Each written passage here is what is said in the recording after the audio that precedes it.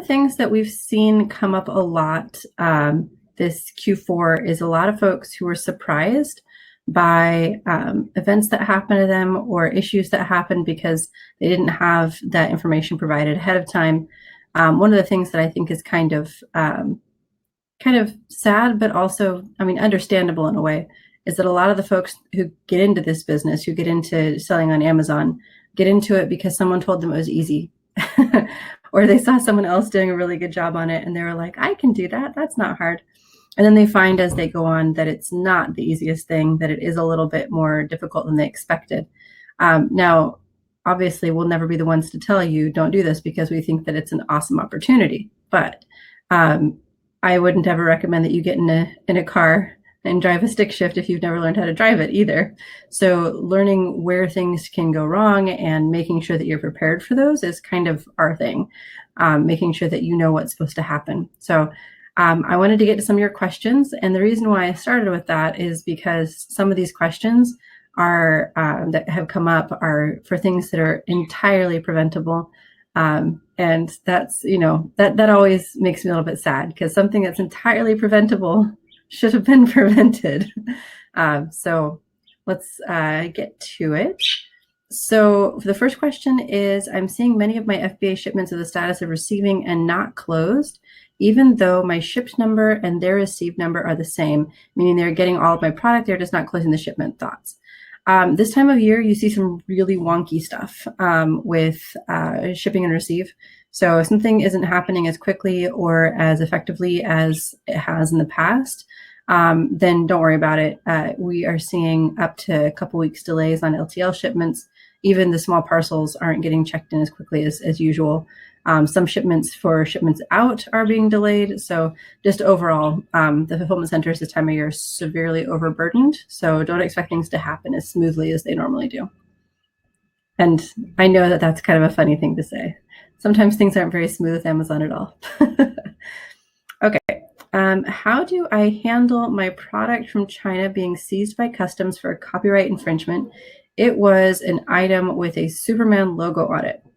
So this is kind of where my intro started this morning, where I was mentioning that it's important to know what can get you in trouble before you start spending your money on something. And it's obvious that the problem was that the item is copyright infringement is pretty obvious, right? Superman is owned by DC Comics. It's not something that you can just import. And you, as the importer, need to have the license for that. You need to make sure that you either are importing from someone who has a license, and so you've got the documentation that you can provide, or you personally need to have a license to import and sell Superman product. So that's a pretty it's a pretty basic thing that anyone who knows anything about licensing or copyrights knows that you can't use somebody else's. And I feel bad about this one because some Chinese factories, when they're trying to offload things or other locations of the world, they'll often say, oh yeah, I have the license for this. I've been selling it for years. I have a US partner for this. I just need to get rid of it. And what you don't know is that, there was someone who didn't buy the item because it didn't meet the social responsibility standards or because it didn't meet their quality standards. And so they're just trying to offload it on anyone who will buy it. And a lot of folks don't realize that that's not okay. It doesn't matter if you're authorized. It doesn't matter if the paperwork is there. If you're not authorized, then don't touch it with a 10-foot pole. So we have a coaching course that we do. It's basically 12 weeks of learning how to do product sourcing and product development and working with Chinese factories and just all of the details that go into this because there's so many of them. And that coaching course starts in January, actually. The reason why we started so early is so that people have plenty of time to work through the process to get their items in for next year. So we want to make sure everyone has plenty of time. So we start that in January. Next question. Let me go back to that. If one last thing about seizing from customs, there's nothing you can do. That's why I was ready to go on the next question. Sorry about not finalizing that. Once you try to import something that is illegal to import, they're just going to seize your stuff and destroy it. So there's really not much that you can do about that. And trying to get a license post event is also not going to happen. they're not going to be like, okay, sure, I'll grant you a license after you've already tried to import it illegally. It's not going to happen. So that one is kind of a sad one because there's not much they can do. The next one, we are trying to get some products to sell. We've been doing PPC and think it is optimized and have tried coupons in the past. How about dropping the price a few dollars to get sales to start? Any other ideas? Sharon, does that item have any reviews? Because that's a critical part of the question, is if there are reviews, and then what star rating the reviews are. Okay. All right. So the next one, while we wait for Sharon's response there, is, do you have cost-effective shipping courier company for merchant fulfilled orders? Should I be using 100% FBA? I don't know if my products are a good option for FBA. So for a cost-effective shipping company, there's a bunch of them out there, but generally they don't want to work with you until you've got a certain amount of product going.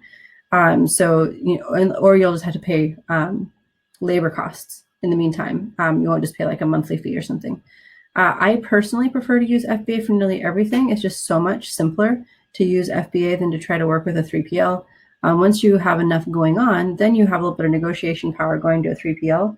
But when you first start out, you really don't have any negotiation power. You don't really have any control over anything because you're just starting out. You don't have anything to show up with. Whereas FBA, they're like, sure, send some stuff. That's cool. So it's a little bit easier to start with FBA than it is to start with an external 3PL. Now, how do you know if your products are good for FBA?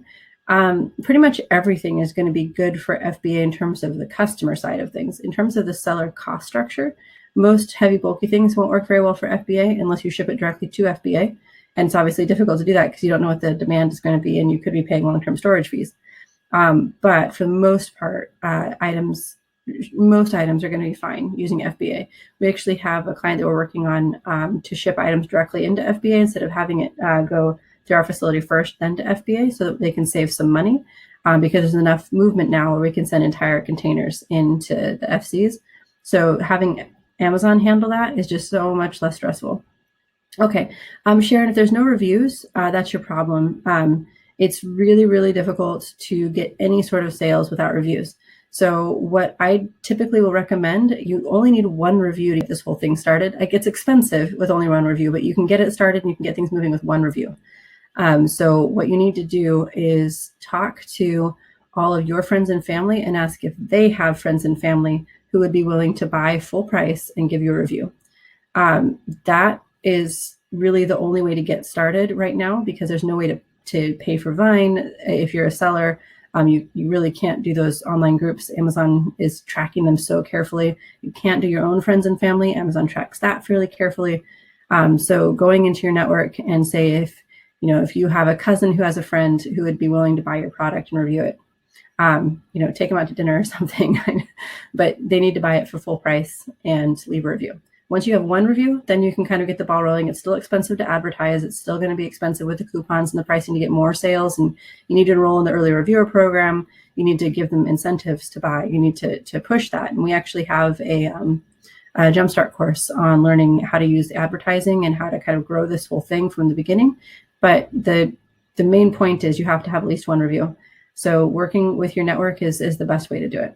One review, then you can do all the things. Okay, next question from Kara. For every shipment we set up, no matter the size or ship from location, we get LGB8, which is cross-docking everything and taking weeks to check in. Any trick to set up a plan and get another warehouse to ship to? Nope. This is Amazon's methodology of making sure that they can handle all the stuff that's coming in. Nearly most of the products that are coming in, depending on the product size and shape, they have specific parameters as to where they'll go. So if you have a product that's consistently being shipped to one place, that means that there's something about it that Amazon needs to handle in a different way. And so they're sending it to that particular, it used to be called an RDRC, a rear deployment something, or whatever. Anyway, there's an acronym for everything at Amazon. So those used to have a certain function where they would receive things of a certain size.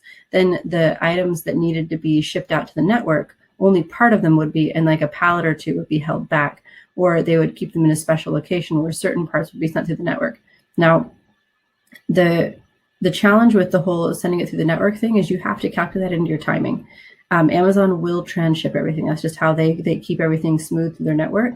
making it easy to ground ship to customers, because that's the most expensive part, right?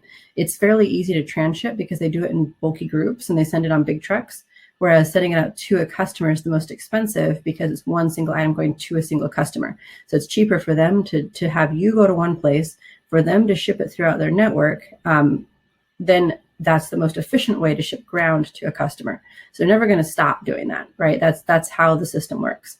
So what I would suggest is, because you're lucky enough to get one place, well, LGB8 is only one location, just keep going with it, but make sure you give yourself at least 2 weeks extra lead time.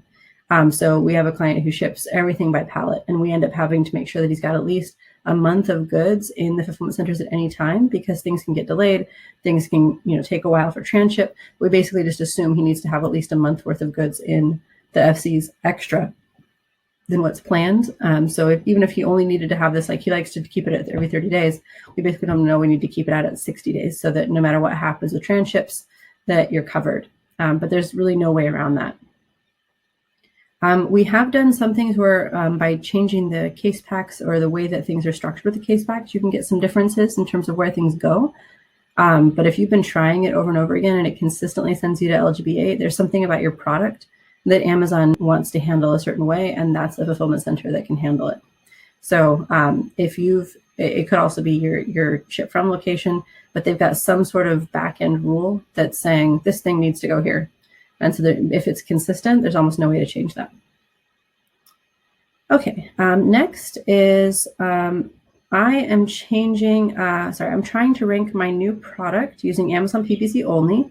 Facebook ad isn't really working. I have the budget set to £100 a day, £1.50 per click, both auto and phrase match campaigns, but my PPC is not spending anywhere near that. It's been 4 to 5 days and it's only spent £3.50. What could be the issue and why my ads aren't spending? Okay, so first thing that you have to understand about advertising on Amazon is that is not Amazon's business model. So if you think about Google, right? Google or Facebook, if you want some laughs or maybe just some groans, watch that video of Mark Zuckerberg being grilled by Congress, where they're like, if you don't charge user fees, how do you make any money? And Mark Zuckerberg is like, we sell ads. It was the funniest thing. It just had the total, you're such an idiot face. So that's their model. Both Google and Facebook, their business model is selling ads. They offer a free platform and they let you sell ads. Okay, cool. Amazon isn't like that. Most Amazon customers now are paying for the privilege of being an Amazon customer. Well, specifically for the privilege of being a Prime customer. So Amazon has a paid service. I think the vast majority of US households pay for Amazon's service. And they want to find stuff and they want to get out as quickly as possible. And they use their app and they're in a hurry. So Amazon's business model is finding the right thing to put in front of the right customer. So if you are just trying to, run ads on Facebook, Facebook will happily take all your money. Totally happy. Google, happy to take all your money. Amazon is not happy to take all your money because advertising is not their primary moneymaker. Selling stuff is. So they only want to put something in front of a customer when they have a fairly good expectation that it can actually sell.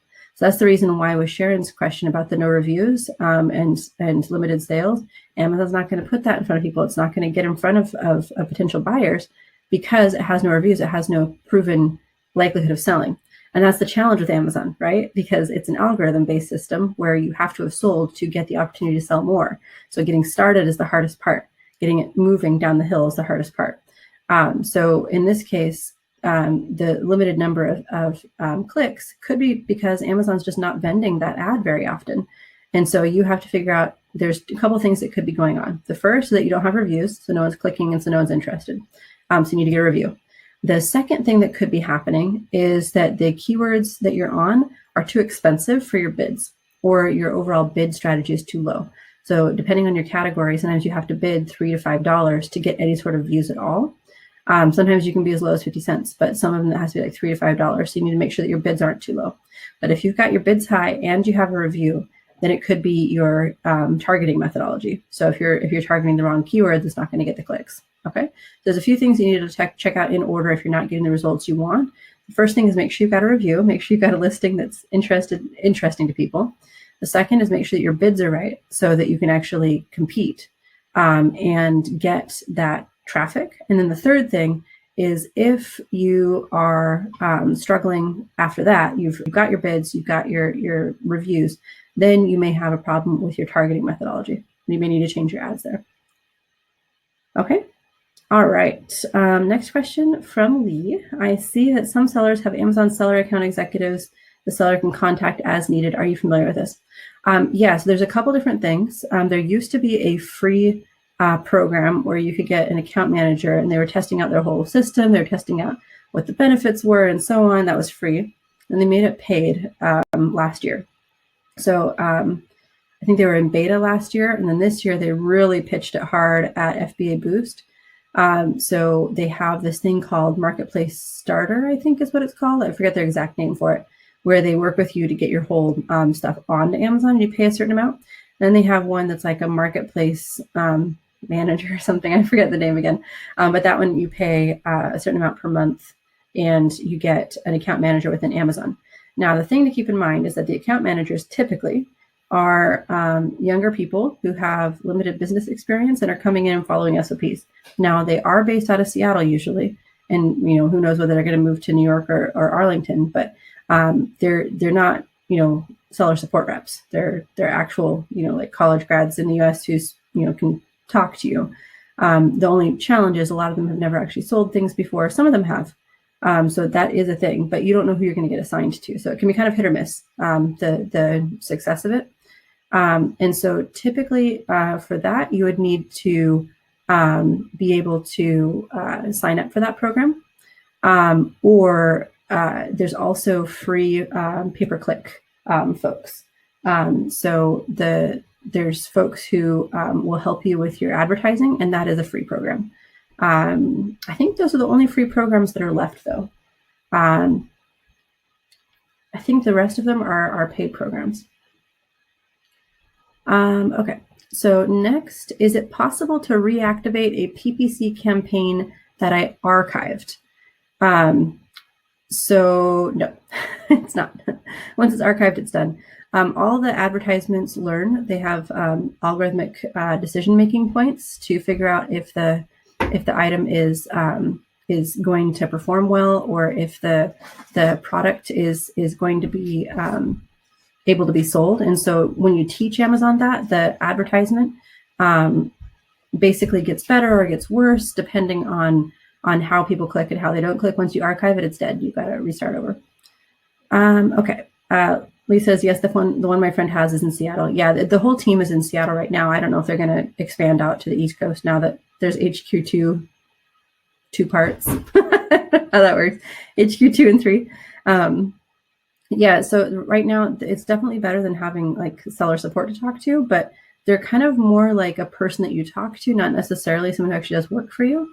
And then they provide you with reports. We've talked to a couple folks. Actually, we have a blog post on this where we interviewed a seller who has experience with the program, and there were some things that they really didn't like about it, and there were a few things that they really did. So we do have that blog post. I know Christina will be able to find it much more quickly than I could. Yeah, 2A and 2B. Yeah. Mike asks, any tips on what we can do with negative reviews, obviously from our competitor? There are reasons we believe so. First, the negative reviews are very punctual, actually within 3 to 5 hour time slot every week. Second, the review content seems to be so strange and completely made up with certain keywords. It's just dangerous, possibly intended to trigger an Amazon safety review. Third, we have been falsely reported to Amazon multiple times for reasons such as faking our own product on a brand we own and products we are the only seller. My first question is, are you in electronics or supplements? Those two are so competitive. There's so many random things that happen in those categories. For the negative reviews, obviously from competitors, you just have to report those to Amazon over and over and over again. And that's through report a violation. And the tool is obviously through the help, through seller support. But the most important thing that you can do is put the review ID. A lot of people will post their concerns to Amazon, and they'll note that they think that there's a competitor review, but they won't give the actual review ID. Yeah. And I'm sorry, Mike, but it's like as soon as someone says exactly what you just described, I'm like, all right, it's one of these two. It's just the most competitive spaces on Amazon. So for the what you can do is just report a violation and then include the review ID. That's the thing that a lot of people don't do, as well as the profile ID for the reviewer. So make sure those are convenient and in front of the person in seller support, because they've only got a couple minutes to review your case and either file a ticket or to handle the inquiry. So you have to make sure that it makes it really easy for them. So you have the review ID, you have the profile ID in the URL form, and then you list out exactly why you think it's problematic. It's the only review from this reviewer, or this is the same review that came in, my product has this and this and this, whatever exact reasoning you have, keep it short, like bullets kind of thing. And then don't include more than say 200 or 300 characters in your email. Keep it pretty concise and to the point, because remember, the person who's receiving this doesn't have very much time to review. And so you don't want to make them waste their time reading. Remember one time I had to cover the French queue when I was first at Amazon. This was back 11 years ago, when my very first job at Amazon. I was handling customer inquiries and for fraudulent issues that would come in, and someone wrote this giant long thing, like 3-4 paragraphs in French. And I was just lucky that day they had said that I didn't have any performance requirements, because I was just helping in the French queue. It wasn't my normal job. And so they turned off the requirement to meet a certain number per hour for that day, which was great, because otherwise I would never have met it.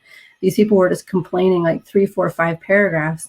And I just remember like staring at the screen, like, I don't even know why are they complaining about not quite being able to go to the post office? It was so long.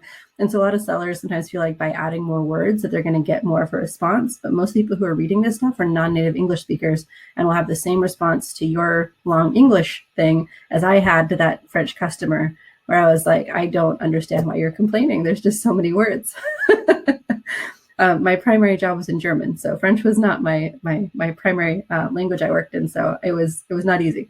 So if you have someone who's looking at it, you want to keep it short, to the point, bullets, and keep it focused. Okay. Kara says, when you comment back on a customer's negative review, do they get a notification that you have responded? So do they see your response to the review? They do, but where it shows up is usually in the spam or in the it's like the social notification in my Gmail. So I don't know how any given customer could have a different setup for their email, but my Gmail has 4 different folders. There's the primary folder where things that are definitely from individuals are coming in. There's the social folder, the promotions folder. So social folder is anything to do with different networks, different things that pop up that someone commented, and so then that word will trigger it to go into the social folder. Then there's promotions folder, which is all the stuff that says 30% off, and Google funnels it all into one folder called promotions. This is all automated. They did this a few years ago, where they just like created buckets and you can turn them on or off. And then the fourth one is called updates, and it's stuff like my notification that my new Bank of America bill came in, whatever. So Google automatically does this for me, and I don't really ever look at the social or promotions tabs. I just don't look there. They're not relevant to me. That's where all of the Amazon notifications go to for reviews or requests for review. So anything like from sellers, those all go in the promotions thing. The actual Amazon emails go into my updates bucket, and I check the updates bucket daily. So it's kind of a weird thing for the way that Google sorts it. Where anything from sellers, anything about discounts on Amazon go into the social promotions bucket, but any sort of order confirmations or anything like that goes into my updates folder. So I don't know. So for me, if you tried to respond to my negative review, I wouldn't see it because of where it goes into my Google Mail. They do get a notification that there was a response from the review. That doesn't mean that they necessarily will know about it. So if you don't actually know which customer it is, then you may not be able to message them. The other thing is that just because you message them doesn't mean it actually goes into their inbox either. Any Amazon messages that I get go into my updates folder. So it doesn't actually go into the primary folder either. So Google's done some weird things with sorting where things go. So you just have to be careful of that. When you're responding to negative reviews, don't ever expect the customer to write back. Don't be like, hey, reach out to us. We'll get this fixed for you. Don't ever expect the customer will actually hear you. It's just too wonky how email works and where things go and which things go into spam. Treat the opportunity to respond to a negative review like a PR incident. So someone has said something nasty about you, you now need to issue a PR statement. So you need to address that review as though you're trying to convince the next customer that it's not an issue, not this customer, right? Because you may or may not be able to actually reach that customer. Your goal is to have a post that's so compelling that the next customer says, oh, okay, well, it's just them. I'm not going to have that problem. Okay. All right. The next one is, my product offers a free ebook. Can I insert a note to email me at blah, blah, blah to receive the ebook, or is that against TOS? That is against TOS. Not to say that people don't do it. They definitely do it, but it is against TOS. The easiest thing to do is to use one of the email tools that are out there, Feedback Genius or Feedback 5 or whatever, and send a message. Now, you can force send a message. So there's people who opt out, but if there's something that's needed, like an instruction manual, that's absolutely necessary for them to get, then you actually can change the subject header to include, I think it's important, or I forget the exact term that's important to put in there, but just look on the instructions in your buyer seller messaging, but you can change the subject headline so it goes through even if they've opted out. Now, don't do that if it's just like, here's some awesome recipes. That's not relevant. Only make sure that it goes through if there's a real impact, if they don't read the instruction manual, if you get returns, or if you would get someone injured, then you can force the instruction manual through, and you can attach that by a PDF through the email. Okay. Otherwise, just add it to Feedback Genius or Feedback 5 or whatever, and have it email them after. And then make sure that you include an insert in your box that says, go here for your free ebook or whatever. But don't tell them to email you. Don't tell them to go to your website. Like make sure it's an easy place to download, or some sort of like QR code where they can find it. But don't try to get them to go somewhere else or talk to you somewhere else. That can get you in trouble. Okay. Tandy asks, thoughts on the Bloomberg article that just came out reporting that rogue users are exploiting an Amazon.com Inc. brand registry by hacking into a U.S. Patent and Trademark Office database to pose as valid trademark holders, threatening sales by established brands. Oh, fascinating. So you're saying that the USPTO is behind in their anti-hacking efforts?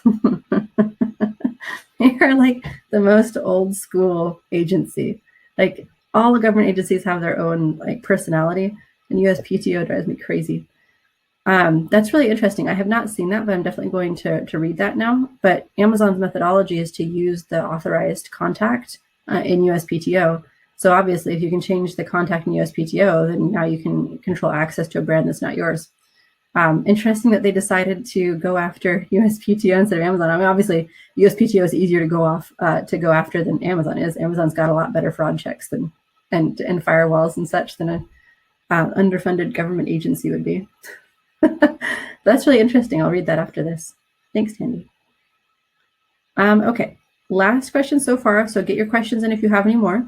I have been selling on Amazon for a month. I sold 4 units in 3 weeks, but yesterday, Cyber Monday, I sold the rest of my 425 units in 1 day.